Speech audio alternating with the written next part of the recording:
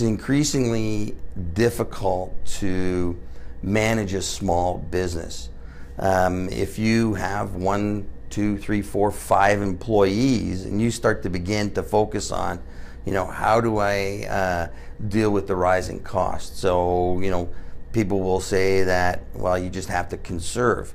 Well, conservation is great, but how much of your time do you want to spend managing the conservation of electricity so that you can actually make $1? Or do you then start to say, well, my forte as a business owner is generating sales revenue for my company, but now I'm spending 40% of my time trying to think about what am I going to do with the Ontario Registered Pension Plan? What am I going to do because energy costs are increasing? Now I have to manage and monitor. Now I have to monitor, and train my employees how to manage and monitor the cost of electricity. So it starts to take away from the efforts of the small business to really manage its business. And they start managing public policy. So, and managing red tape and managing costs that they have no control over. So we really have to understand that the small business person is struggling. The small business person has potentially put their house on the line by signing a loan agreement with the bank that says, well, if you want to borrow $50,000, then you have to guarantee it personally.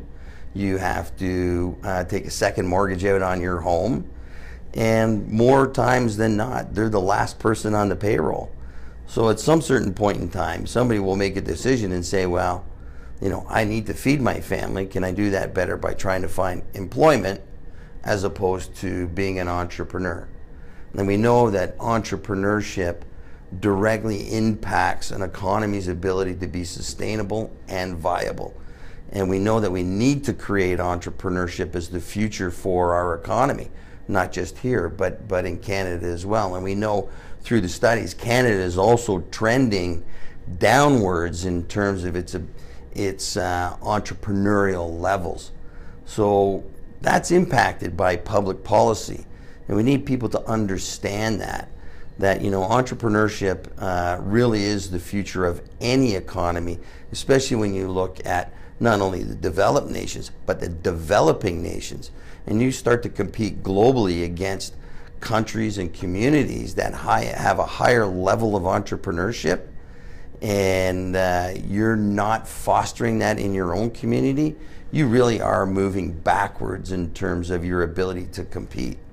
So we need to be very aware of the things that we're implementing and how they impact those companies that 1, 2, 3, 4, or 5 people.